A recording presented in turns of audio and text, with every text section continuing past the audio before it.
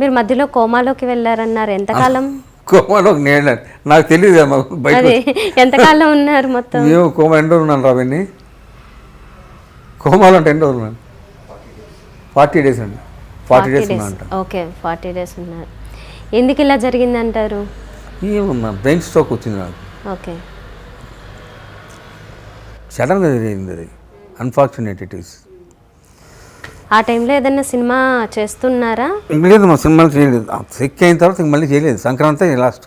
సంక్రాంతి తర్వాత ఏం చేసిన లెక్కలోకి రాదు. వేరే లాంగ్వేజెస్లో కూడా లేదు ఆ టైంలో?